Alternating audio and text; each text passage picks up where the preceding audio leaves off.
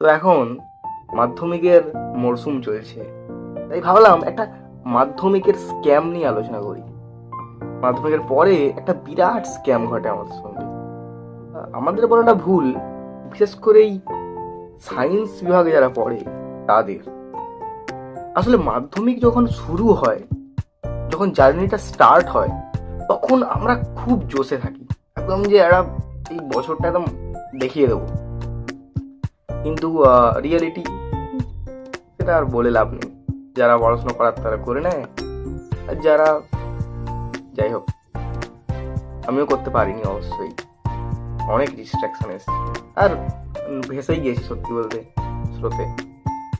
কিন্তু প্রথম থেকে যে আশাটা আমাদের মনে জেগেছিল যে মাধ্যমিকের পর একটা 3 মাস ছুটি, একটা বিরাট ছুটি, একটা বিরাট আশা।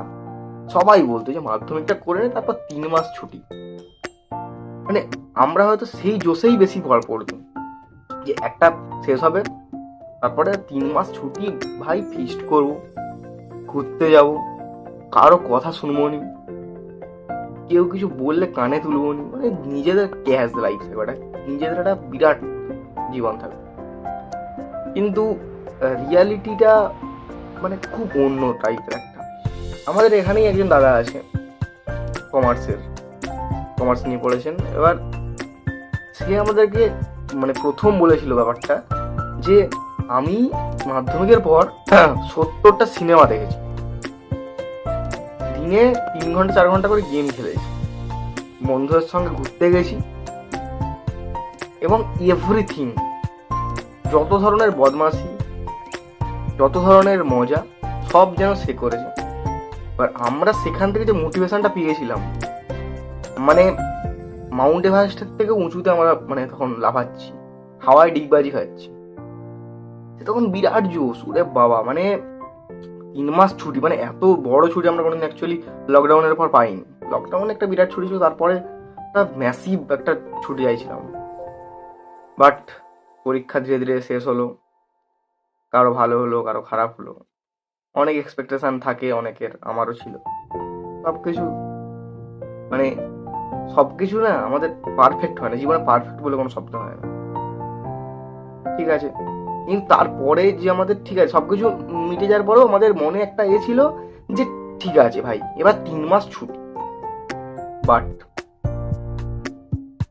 তারপর জানতে পারলাম যে সমস্ত সায়েন্সের বিখ্যাত স্যাররা আছেন, তারা 7-8 দিনের মাথাতেই পড়ানো শুরু করে দেবেন। 7-8 দিন না হলে ওই 10-12 দিন পরেই।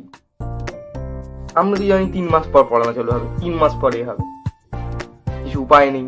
কারণ এখানের আমাদের যে এই যে এই বিভিন্ন যে অঞ্চল, আমাদের গ্রাম্য অঞ্চল বা আমাদের যেখানগুলো খুব একটা টিচার পাওয়া যায় না, যেখানে, সেখানে এটাই সমস্যা যে একজন টিচার যদি পড়ানো চালু করে দেন, তাহলে তার কাছে পড়তে যেতেই হয়, নইলে সে পরবর্তীকাল যদি তার কাছে পরে আমরা যাই পড়তে, তাহলে সে কিন্তু আর সেই আগের জিনিসটা পড়াবে না বা পড়াবেন না।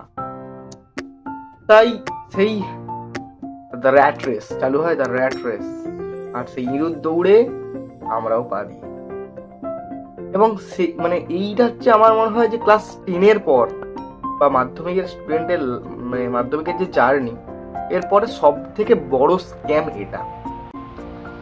এখনো যারা ক্লাস 10-এ পড়ছে বা মাধ্যমিক দিচ্ছে, তারাও একটা স্বপ্ন নিয়ে আছে, ভাই পরীক্ষাটা শেষ হবে, ক্যার লাইফ, 3 মাস ছুটি, ঘুমোবো, খাবো, ব্যাস। আমি তো এটাই বলতাম যে পরীক্ষাটা শেষ হবে, তারপর কেউ কিচ্ছু বলতে পারবে না, শুধু ঘুমাবো, খাবো।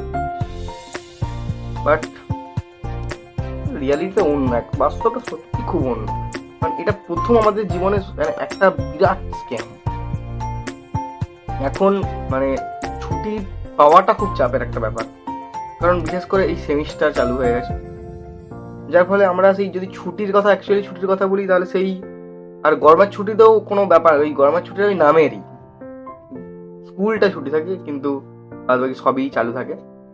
লাস্ট ছুটি যদি বলি, সেই ক্লাস 9-এর ফাইনাল এক্সামের পর যে একটা ছুটি পাওয়া গেছিল, সেটাই একটা মানে লাস্ট যদি ভালোভাবে একটা ছুটি। কিন্তু এখন ছুটি বলে সত্যি হয়তো কিছু হয়নি, স্ক্যামের পর থেকে তো ছুটিটা বন্ধই হয়ে গেছে প্রায়। আর আশাও কেউ দেয়নি যে এরপরে এটা হবে। যাই হোক, প্রতিটা হয়তো স্টুডেন্ট সায়েন্সে বিশেষ করে তারা রিলেট করতে পারবে। আর্টসে যারা পড়ে বা কমার্সে তারা তাও মোটামুটি তাদের টিউশনগুলো একটু দিতে চালু হয়। বাট সায়েন্সের প্রথম কথা সিলেবাসের তো একটা চাপ থাকেই, তার জন্য স্যারেরাও কিছু অপারক চালু করতেই হয়। সিলেবাস, স্যারেদের পড়ানো, এই সবের মাঝে এই স্টুডেন্টগুলোর ছুটি, আনন্দ, আশা সবই স্ক্যাম হয়ে যায়, ভেঙে যায় আশাটা। কিন্তু করার তো কিছু নেই, সিস্টেম। আজকে এটাই একটা ছোট ভিডিও, ভালো লাগলে লাইক করো, নতুন হলে নতুনই সবাই, প্রথম ভিডিও আমার, ভালো লাগলে সাবস্ক্রাইব করো। আরও যদি এরকম কিছু স্ক্যাম বা আরও লাইব্রেরিটার ভিডিও যদি পেতে চাও। Thank you, tata.